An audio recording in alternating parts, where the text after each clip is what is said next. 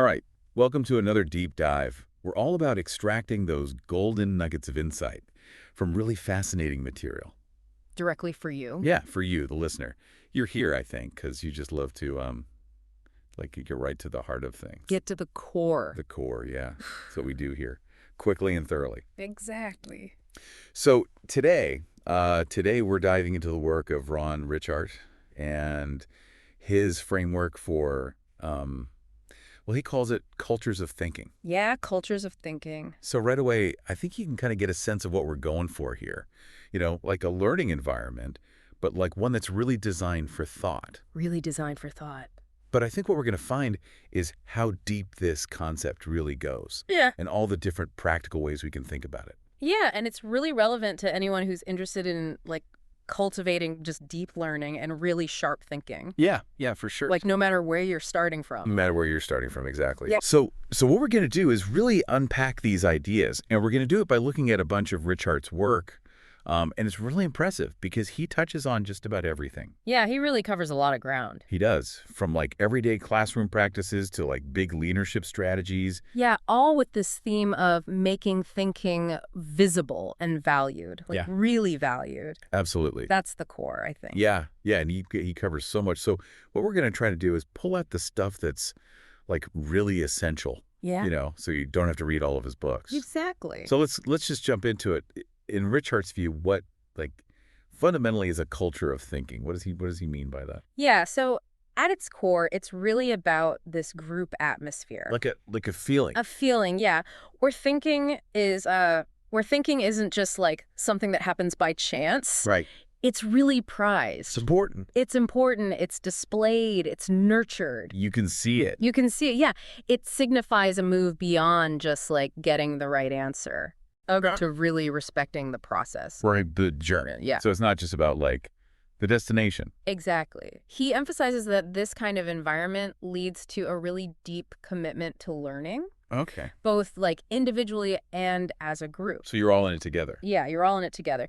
And when thinking itself is held in such high regard, it's natural for individuals to become more invested in their own growth, but also in the growth of those around them. So it's contagious almost. Yeah, it is. There's this synergy that develops. I like that. Yeah. And then he also brings up this concept of powerful learning opportunities. Okay. So these are experiences that are designed to be accessible to everyone at the start. Anyone can, get into it. Yeah, he calls them low entry barriers. Low entry barriers. But they also have a really high ceiling for challenge and growth. So even if you're already pretty advanced, you can still be challenged. Yeah, think of it as an invitation to explore, but it stays engaging no matter how far you go.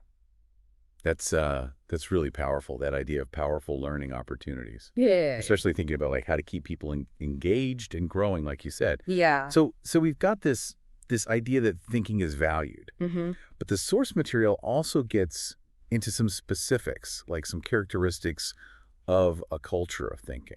What are we actually looking for? What are the key traits? Yeah, so this is where we go from the broad idea to something more concrete. Okay. He talks about this shift in what we prioritize in learners.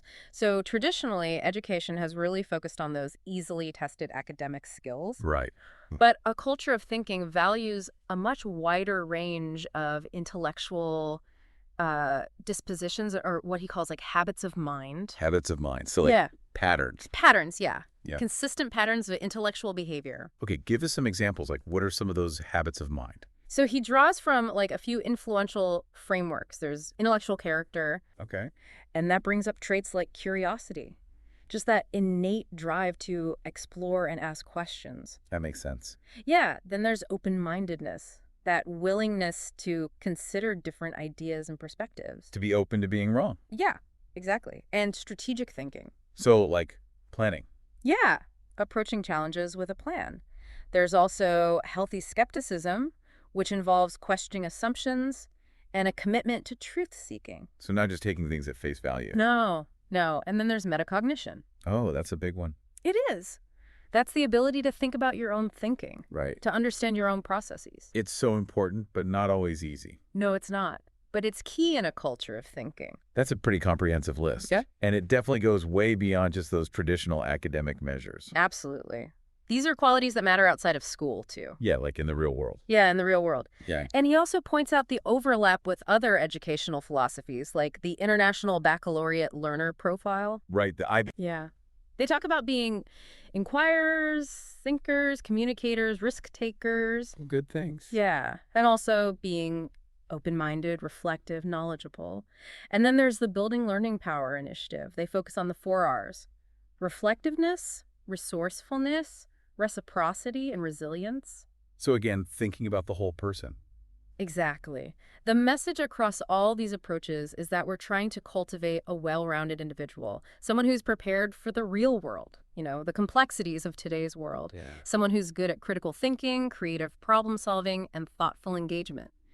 It's less about a static body of knowledge and more about having a set of tools to keep learning and applying knowledge effectively. It's like, it's not just what you know, Right. it's how you think. It's how you think, yeah. That's really interesting. So it seems like we need to kind of rethink what the purpose of education is. Yeah, and he actually talks about this idea of telling a different story of learning. Okay, what does he mean by that? He says that the dominant story of learning in a lot of schools today is about linearity and conformity. Linearity and conformity. Yeah, like learning is this predetermined path Uh-huh. that students are supposed to follow, and the goal is to get into a good college. Right, the best college you can. And this whole linear perspective misses the fact that human development is more organic, more individual. Right. It also creates this feeling of competition. Like a race. Yeah, like a race. Education becomes this race to the finish line. Yeah, I can see that. And he argues that this dominant story can actually disconnect people from their talents and their passions. Interesting. Yeah. He even mentions Sir Ken Robinson's TED Talk. Oh, yeah, the one about how schools kill creativity. That's the one. Robinson talks about how this narrow focus in education can actually take away from people's strengths. And you mentioned Jason's story about school being a silent place. Yeah. That really speaks to that disconnect, right? Like, we're supposed to be quiet and work alone, but talking is how we process ideas. Right. And then Ruth had that one class that was so different. That was really impactful. Yeah. And it highlights the power of contrast, like when learning feels meaningful and engaging. Yeah, when it clicks.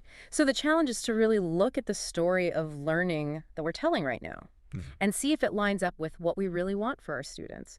Are we nurturing their potential and helping them become thoughtful adults? Or are we just focused on things like test scores? It's a big question. It is. And speaking of that, listener, think about the environments you've been in where the focus felt more on just complying than really inquiring. What did that do to your own desire to learn and understand?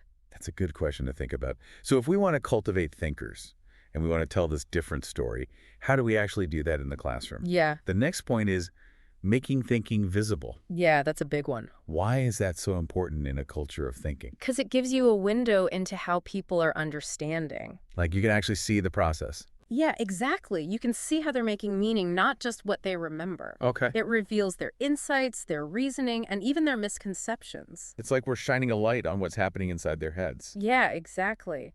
And by making thinking visible, we get the information we need to design those powerful learning opportunities we talked about. To keep them moving forward. Yeah, to propel understanding and keep them engaged. Richart says that once we see how students are thinking, we can be much better at supporting them. Okay. And he even says that thinking itself can become something we develop. Wait, so we can actually get better at thinking? Yeah, when we can see it and work with it, we can refine it and improve it. I like that. So what specific kinds of thinking are we trying to bring out here? Well, he highlights a few types. There's reasoning with evidence. Okay, like using facts to support your ideas. Exactly. Then there's deep delving. So not just scratching the surface. Right, going deeper, seeing the complexities and nuances. Okay. And then there's capturing the core essence. Like the main point. Yeah, getting to the heart of something. It's not everything, but it's a good start. Yeah, it gives us a focus. This is all very deliberate, very different from just assigning busy work and hoping for the best. Yeah. And that brings us to this distinction between learning and work. What's the difference there? He talks about how this idea of learning as work is really ingrained in our system, Okay. and it has these historical ties to child labor laws, which is kind of interesting. Yeah, it is. And it often leads to classrooms where the main focus is just finishing tasks. Getting the work done. Exactly. The students are workers, the teachers are managers. I can see that. Yeah. But in a learning-oriented classroom, the priority is the learning itself. Okay. The tasks are just a way to get there. A vehicle. Yeah, a vehicle. And teachers in these classrooms, they introduce activities by focusing on what students can learn and discover. Instead of just the steps to complete the assignment. Yeah, exactly. So it's a subtle shift. It is, Yeah. but it can make a big difference. It's about the journey, not just the destination. Exactly. And he talks about this experiment in Colorado, Yeah. where teachers who were under pressure to get good student performance, which is a very work-oriented mindset, Yeah. they ended up using more controlling teaching methods. Oh, interesting. And it actually led to worse student performance. So it backfire. It did. And it shows how important it is to have what he calls facilitative expectations, Facilitative expectations. where the focus is on supporting the learning process. And that has to go hand in hand with good teaching practices. Okay. Both are needed. So just having the right mindset isn't enough. No, you need both. That's really interesting that the pressure for performance can actually hurt learning. Yeah, it is. So the text also talks about understanding versus knowledge. What's the difference in a culture of thinking? We use these terms interchangeably sometimes. Yeah. But he makes a distinction. He says knowledge is like accumulating facts and skills, Okay. things you possess, basically. They have them. Yeah. But understanding is more like knowing your way around a subject. I like that. It's a quote from David Perkins. It's about applying knowledge flexibly in new situations. No, it's active. It's active, yeah. It's something you do. It's not just having the information, it's knowing what to do with it. Right. It's like knowledge is the raw materials, and understanding is knowing how to use them. To build something. To build something, yeah. And he brings up this Teaching for Understanding framework, or TFU. TFU. Yeah. It has 4 parts: generative topics, understanding goals, performances of understanding, and ongoing feedback. Okay, break that down for us. So generative topics are those big ideas that are worth exploring. Okay. Understanding goals are about defining what we want students to understand, not just know. Right, not just memorize. Exactly. Performances of understanding are tasks that require students to apply their knowledge in different ways. So they have to actually use it. Yeah. And ongoing feedback helps guide the learning process. So it's a whole system. It is. But he says that for TFU to work, we have to change our expectations. For everyone involved. Yeah. Students need to understand that the goal is deep understanding, not just memorizing facts. That's a big shift. It is. If we don't address those expectations, both teachers and students can get frustrated. Right, because they're not on the same page. Exactly. He uses this math example of following rules versus problem solving Okay. to show the difference between teaching for knowledge and teaching for understanding. Like just knowing the formula isn't enough. No, you have to know how to use it in different situations. And he found that a lot of tasks for teacher certification didn't actually require much thinking. Yeah, they lacked high cognitive demand. So we need to push for more than just rote learning. We do. So this focus on deep thinking leads us to encouraging independence and a growth mindset. Yeah, these are essential. How do they fit into a culture of thinking? He argues that when we set expectations for learning and understanding, and when we use those deep learning strategies, we're automatically encouraging independence in students. Okay. And he lists a bunch of benefits that come from that. Like what? More resilience. So they don't give up easily. Yeah. They're also more open to new learning opportunities. They're more motivated. That's huge. It is. They have a more intrinsic drive to learn. They want to learn for the sake of learning. Exactly. And they're better at collaborating. They develop a growth mindset. We'll talk more about that in a second. Okay. Their self-esteem improves, and they develop lifelong learning habits. Wow, that's quite a list. It is. And it all comes from encouraging independence. So how does growth mindset tie into all this? Growth mindset is the belief that you can develop your abilities and intelligence. So it's not fixed. Right. It's the opposite of a fixed mindset, where you think you're born with a certain amount of talent, and that's it. And Carol Dweck has done a lot of research on this. She has. And her research shows that people with a fixed mindset, they tend to give up when things get hard. Yeah, I could see that. They avoid challenges because they're afraid of looking bad. They judge themselves harshly. But people with a growth mindset, they see challenges as opportunities. Yeah. They see setbacks as part of the learning process. And they see effort as the key to success. Exactly. So cultivating a growth mindset is super important in a culture of thinking. Because it allows you to take risks. Yeah, to experiment, to learn from mistakes. That's crucial. So we've talked about mindset, and now I want to talk about language. Okay. How does the language teachers use affect a culture of thinking? It has a huge impact. Really? Yeah, the specific words we choose, the way we interact, it all shapes the culture. Interesting. He uses this example of Lisa and her See, Think, Wonder routine. You think, wonder. And even in how she introduces the activity, she uses language like we and might be Okay. to create this sense of collaboration and openness. So it's subtle, but it matters. It does. And when she interacts with students during the routine, she doesn't just say right or wrong. She asks questions like, what makes you say that? She's prompting them to think deeper. Exactly. So she's shifting from language that judges to language that encourages reflection. Okay, that makes sense. Yeah. So Richard talks about developing a language of thinking. Yeah, that's important. What does that mean? It's about having the words to talk about cognitive processes, to cue specific actions, and to self-regulate our thinking. So instead of just saying think, Right? That's too vague. We might want them to consider alternatives, or make predictions, or ask insightful questions. and we need the language to do And that. we do. He also talks about meta-strategic knowledge. Okay, what's that? It's our awareness of our own thinking strategies. And having the vocabulary to name them helps us use them. Makes sense. So how do students learn this language of thinking? Yeah, how do we teach them? Mostly through immersion, being around people who use it. Like in the classroom. Yeah. But teachers can also be more active. They can notice and name what students are doing. Or use reinforcing language to highlight specific thinking processes. So everyone can see it happening. Exactly. He also talks about the language of identity. Language of identity. So calling students readers, writers, scientists. They start to see themselves that way. Yeah, it activates those ways of thinking. Even using conditional language can help. So, It keeps discussions open. And he also critiques generic praise. like, good job. Yeah.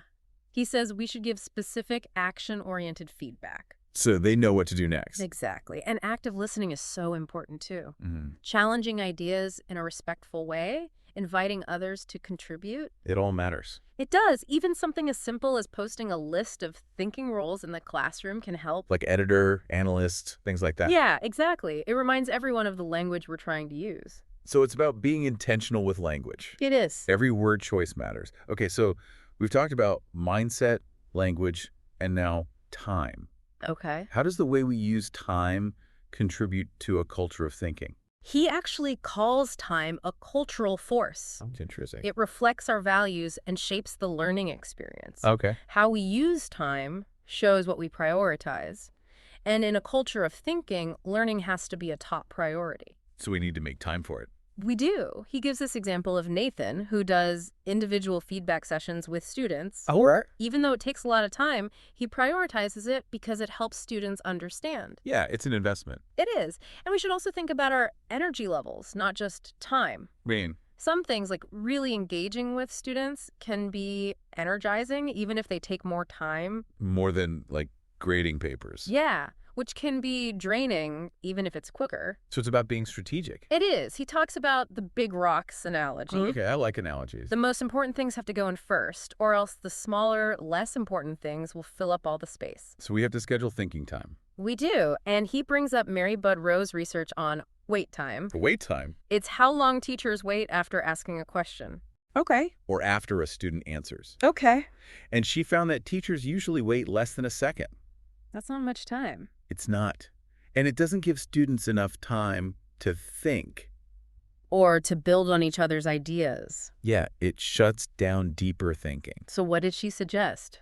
Increasing wait time, even just by a few seconds. And what happened? Students started thinking more deeply. Right. They asked better questions, they participated more, and they were more confident. That's amazing, just from waiting a little longer. It is. He also says that we should manage our energy, not just our Oh, time. right, because energy is a resource. Yeah, it's renewable. Yeah. He suggests doing an energy audit. What's that? It's figuring out what energizes you and what drains you. So you can make better choices about how you spend your time. Exactly. And we should reflect on how we use time and even ask students for their input. That's interesting. It can help us improve. So much to think about with time. All right, next up is modeling. Mm-hmm.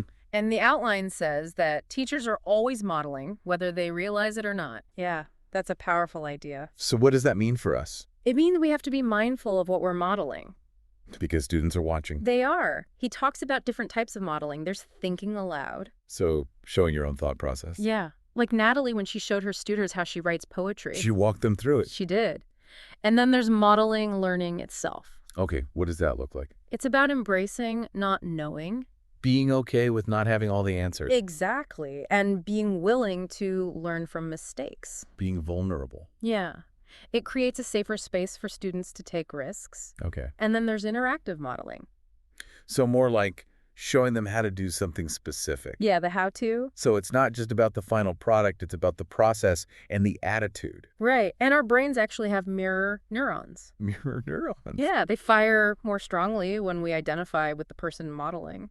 So it's easier to learn from someone you connect with. It is. So modeling has to be intentional. We have to think about it. Yeah. Even something small like apologizing for a mistake and saying how you do it differently. That's powerful. It is. It models reflection and accountability. So we're not just modeling perfection. No, we're modeling how to learn and grow. I like that.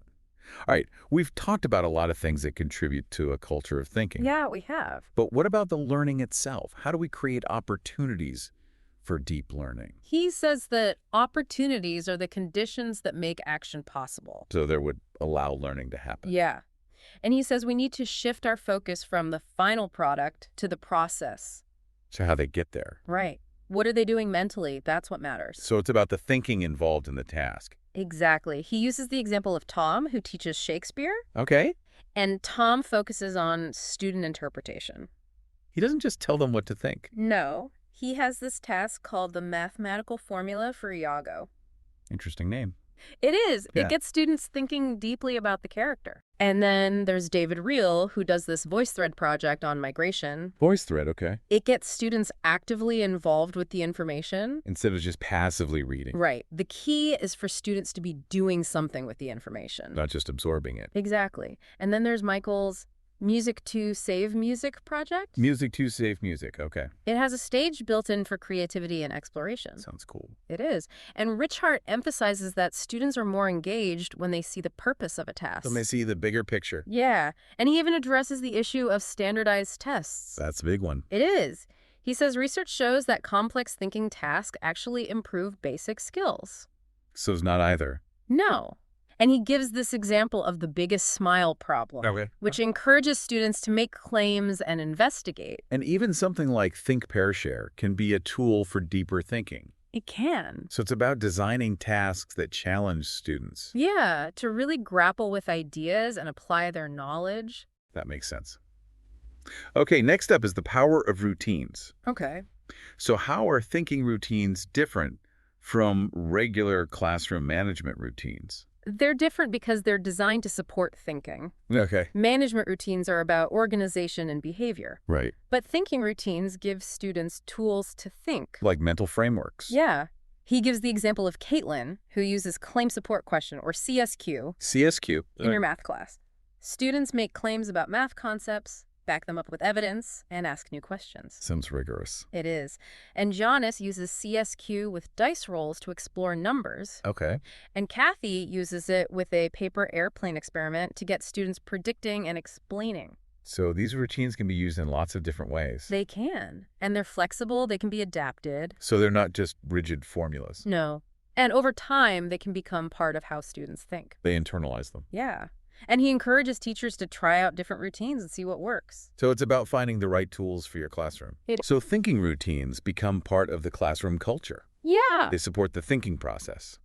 Okay, so we've talked about language, routines, and now interactions. Yeah, okay. Why are interactions so important in a culture of thinking? Because they show us the relationships in the group, Okay. and they're how we learn the norms and values. So it's about how we treat each other. Exactly. He talks about Leslie Rivas's Spanish class Okay. and how her positive interactions create a safe and supportive environment. That's so important. It is. Students say that trust and respect are crucial for learning. Yeah, they need to feel safe to share their ideas. They do. And there's this game called In Brighton, And Brighton. Okay. where students are given specific roles in discussions. Everyone has a part to play. Yeah. And it leads to more participation and deeper engagement. So it's different from the traditional question and answer format, It is. He contrasts that with more dialogic interactions. where there's more back and forth. Yeah. He talks about Cameron, who uses the Microlab protocol and the GSCE routine GSCE, okay. to get students thinking deeply about the Khmer Rouge. So they're not just memorizing facts. No, they're analyzing and synthesizing information. Okay. He also recommends being explicit about classroom norms. Like ground rules for discussion. Yeah, and using stories to illustrate those norms. Stories can be so powerful. They are, and the questions we ask are important too. How so? They should encourage deeper thinking and connections between ideas. Okay. He talks about moving from ping pong to basketball in discussions. What does that mean? Ping pong is that back and forth between teacher and student, Right. but basketball is more like everyone passing the ball around. So everything involved. Yeah, and we can even ask students what teacher behaviors they value. To get their perspective. Exactly, and even little rituals can help build connection. Like a greeting at the beginning of class. Yeah, something like that. So interactions are all about building a community. They are a community where everyone feels safe and respected. That's beautiful. Okay, last but not least, we have the learning environment itself. Mm-hmm. How does the physical space affect a culture of thinking? He says that the environment is like the body language of an organization. Interesting. It communicates values and influences behavior. Okay. So traditional schools with rows of desks, Uh-huh. that reflects a view of learning as a solitary activity. You're on your own. But environments that are designed for collaboration and flexible grouping, Yeah. those are better for a culture of thinking. Okay. He talks about Kathy Hanawalt's classroom. Okay. She has different zones for different activities and lots of invitations to learn. So it's inviting, It is. And she Yeah. has this theme of, what's the other story? encouraging different perspectives. Yeah. And then there's Nellie Gibson's classroom, inspired by Reggio Emilia. Reggio Emilia, okay. She documents the learning.